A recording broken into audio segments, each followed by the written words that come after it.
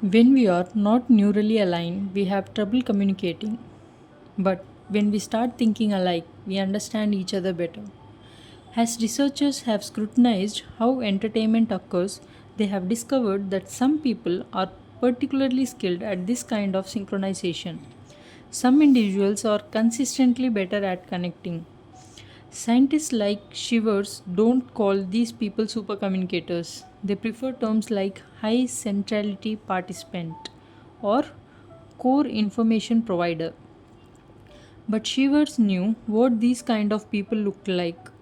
They were the friends everyone called for advice, the colleagues elected to leadership positions, the co workers everyone welcomed into a conversation because they made it more fun. Shivers had performed on stage with super communicators, had sought them out at parties, had voted for them. He had even at times achieved moments of super communication himself, usually without understanding exactly how. None of the studies Shivers read, however, seemed to explain why some people were better at synchronization than others. So, Shivers decided to stage an experiment to see if he could figure it out.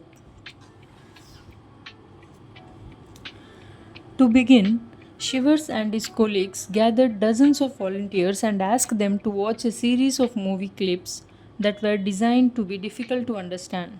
Some, for example, were in a foreign language, others were brief scenes from the middle of a film, completely decontextualized. To make the clips even harder to follow, the researchers had removed all audio and subtitles, so what participants saw were confusing, silent performances. A bald and irate man in strained conversation with a blond, heavy set fellow.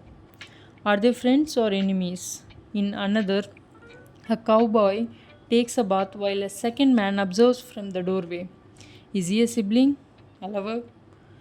The volunteers' brains were monitored as they watched these clips, and researchers saw that each person reacted slightly differently. Some were confused, others were entertained, but no two brain scans were alike. Then each participant was assigned to a small group and told to answer a few questions together. Is the bald man angry at the blond man? Is the man in the door frame sexually attracted to the man in the bath? After the group spent an hour discussing their answers, they were put back into the brain scanners and shown the same clips. This time, the researchers saw that the participants' neural impulses had synchronized with those of their group mates. Taking part in a conversation, debating what they had seen, discussing plot points, had caused their brains to align. When people do things like watch movies separately, they think differently. But when they begin to talk, their thoughts align. However, there was a second, even more interesting discovery. Some of the groups had become much more synchronized than others. The brain of these participants looked strikingly alike during the second scan, as if they had all agreed to think precisely the same way. Shiver suspected these group included someone special, the type of person who made it easier for everyone to align. But who were they? His first hypothesis was that having a strong leader made synchronization easier. Indeed, in some groups, there was one person who had taken charge from the start. I think it's gonna have a happy ending. One such leader, known as Participant 4 in Group D, told his teammates regarding a clip of a child who appeared to be looking for his parents. Participant 4 was talkative and direct. He assigned roles to his group mates and kept everyone on tasks. Perhaps participant 4, in addition to being a leader, was also a super communicator. But when Shivier looked at the data, he found that strong leaders didn't help people align. In fact, groups with a dominant leader had the least amount of neural synchrony. Participant 4 made it harder for his group mates to sync up. When he dominated the conversation, he pushed everyone else into their own separate thoughts. Rather, the group with the greatest synchrony had one or two people who behaved very differently from participant 4. These people tended to speak less than dominant leaders, and when they did open their mouth, it was usually to ask questions. They repeated others' ideas and were quick to admit their own confusion or make fun of themselves. They encouraged their group mates, "That's really smart. Tell me more about what you think," and laughed at others' jokes. They didn't stand out as particularly talkative or clever, but when they spoke, everyone listened closely. And somehow they made it easier for other people to speak up. They made conversations flow. Shiviers began referring to these people as high centrality participants.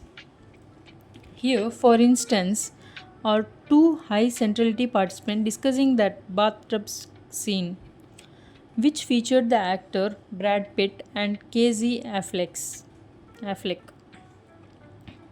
High centrality participant 1. What's with that scene? High centrality participant 2. I have no idea. I was lost. Participant 3. Casey is watching Brad in the bath.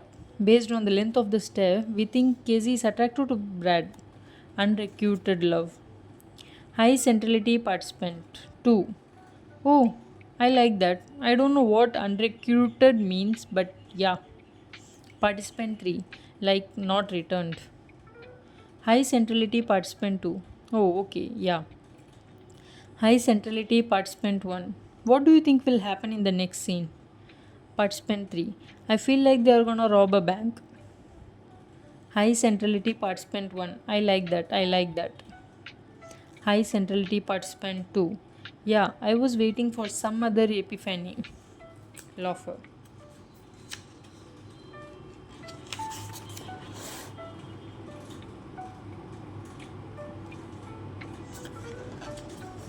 High centrality participants tended to ask 10 or 20 times as many questions as other participants. When a group got stuck, they made it easy for everyone to take a quick break by bringing up a new topic or interrupting an awkward silence with a joke. But the most important difference between high centrality participant and everyone else was that the high centrality participants were constantly adjusting how they communicated in order to match their companions. They subtly reflected shifts in other people's mood and attitudes. When someone got serious, they matched their seriousness.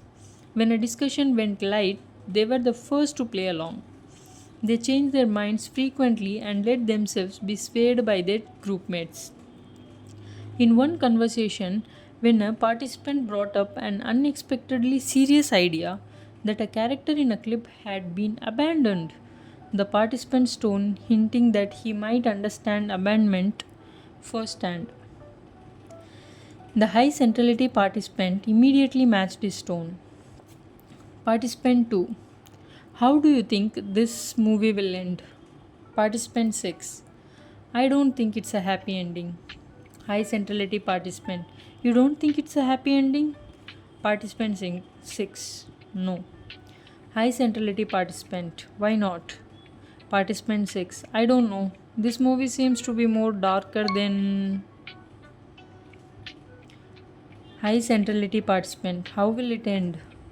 Participant 6. It might be the nephew and the parent died or something like that. And they. Participant 3. He's just been abandoned. High centrality participant. Yeah. Abandoned for the night. Yeah.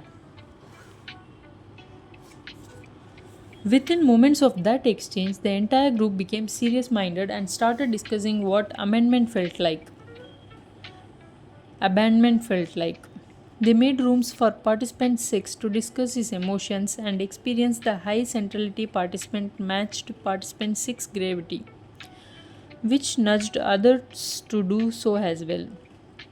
High centrality participant Shivers and his co author wrote in their results were much more likely to adapt their own brain activities to the group and played an outsized role in creating group alignments by facilitating conversation. But they didn't merely mirror others, rather, they gently led people, nudging them to hear one another, or to explain themselves more clearly. They matched their group mates' conversational style, making room for seriousness or laughter, and invited others to match them in return.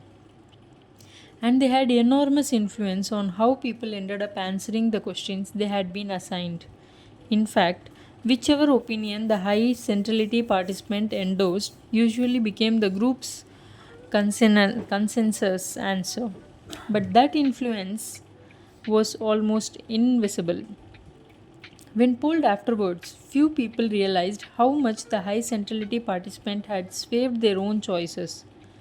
Not every group had such a person, but those that did all seemed closer to one another afterwards, and their brain scans showed they were more aligned. When Shivers looked at the lives of high centrality participants, he found they were unusual in other respects. They had much larger social network than the average person and were more likely to be elected to positions of authority or interested with power. Other people turned to them when they needed to discuss something serious or ask for advice. And that makes sense. Shivas told me because if you are the kind of person who who's easy to talk to, then lots of people are going to want to talk to you. In other words, the high centrality participants were super communicators.